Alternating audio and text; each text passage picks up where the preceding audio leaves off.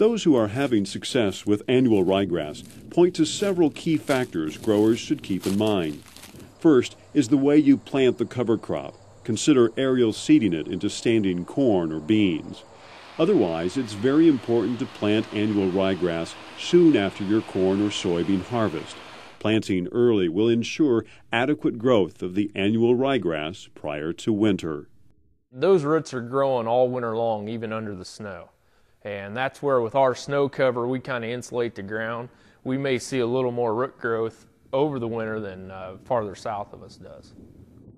To minimize winter kill, first of all, you got to get a stand, and that means getting it on early enough that you have a good probability for stand establishment, so that the plant is actually well established in the soil, which means don't go beyond the recommended planting dates by very much. Okay, and the recommended planting dates are going to vary based on where you are in the state, but your local agronomist or state agronomist within RCS can give you pretty good advice on that. And if you push it 2 or 3 weeks past that, you're just really risking that you're going to get good establishment. The preferred method is seeding the ryegrass with a no-till drill, about 1/4 to 1/2 inch deep. In some years, however, this may be too late in the season. In either case, having moisture for germination is important. Well, first year we seeded annual ryegrass, we did it with a 750 John Deere drill, as probably everybody does. And that worked very well, got it started very quickly, but it was very slow, and we were wanting to cover ground quick, so we went to a Phillips harrow with a Valmar seeder mounted on top of it, which we could cover a lot of ground really fast. Worked very well because of timing, wanting to get it on as quick as we could right after harvest. This past year, though, we have flew everything on with an airplane, and really are excited about the prospects of that. Seeding with a drill provides optimal seed to soil contact and is the most reliable way to establish good early growth. However, this is also the most labor-intensive method, especially if harvest is still underway or delayed. I think seeding is there's no cookbook answer. The most reliable is probably drilling because of the good soil seed contact, but the limitation is it's a little bit late in some years. And so I think growers do need to look at what the situation is in that particular year. An air seeder with a harrow, a drill, aerially seeding with a plane, they're going to basically need to look at their individual year and the individual operation to see what might work. If it looks like you're going to have good moisture for aerially seeding, then that might be a very good avenue. But certainly in a year that's really dry, and the predictions are for it to be dry for another month, probably not the best bet.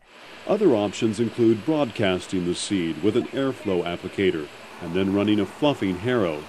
This will improve germination with sufficient soil moisture, but a drill provides the best seed-to-soil contact. You can have it broadcast on with fertilizer or airflowed on with fertilizer. The big thing on that is we want to get it in as early as possible when you do that, because you're taking a 1 to 2 week delay in that plant coming up and developing compared to a drill. Nitrogen is generally not needed on fields that have been in continuous no-till. The option of aerial seeding into a standing crop is becoming more popular with some growers. Especially a year like this, the seeding into things is pretty critical. And that's where we feel that the aerial application is pretty key, because we can get it out there, and right now in standing crop, it's up 3-4 inches tall and growing, so that when we harvest the corn or beans, it's already established. But around here, we start flying on September 1st, and then we drill as soon as we can get that crop off.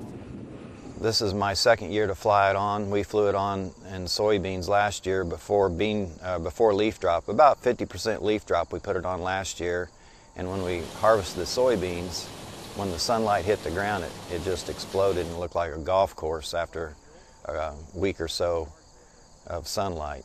And we did hit a nice rain after we applied it, so it was about perfect timing. So not saying it's going to work like that every year, and this is our first year to fly it on standing corn, so we're going to give it a shot this year and see how it looks this fall, and then probably have a better answer for you next spring. When properly seeded, growers can expect to see at least 2 to 4 inches of top growth on annual ryegrass before a hard-killing freeze. Early planting normally would be in September. The field behind me was aerial seeded on September the 15th. It's got about 4 inches of growth. It should be in pretty good shape to get through the winter, so we're pretty optimistic about this stand. If the crop is well established before winter comes, deep root growth may continue below the soil. In some years, winter kill may occur even when seeded properly. Variables that will affect cover crops' winter hardiness include late planting, temperature fluctuations, snow cover, and wind chill. Annual ryegrass needs to be planted early to try to get sufficient growth before winter comes. There have been some issues with winter kill, but again, if you get it planted early, you're going to increase your odds of survival. The other factor, of course, if you have snow cover insulates the annual ryegrass and makes it, well, winter kill won't be an issue. The thing about winter kill, it seems that the wind chill is one of the major factors that causes winter kill. And where we've seen it, we've seen wind chills like -20 to -30, so very cold. And it's an issue. The companies are looking at breeding different varieties to try to increase the winter hardiness. We have a green period and a brown period, which if you look across the Midwestern landscape in November, it looks pretty brown. In September, October, November, we still have a growing season left. Cover crop can grow, so the landscape looks green, but more importantly, it's taking up nutrients that would otherwise leave. And again in March, things start to green up around here, but we typically don't have our corn or soybeans growing or even planted at least until late April. And a cover crop would be greening up as soon as the weather permits and would be taking up those nutrients that would otherwise be lost. I just think it's just part of the biological system.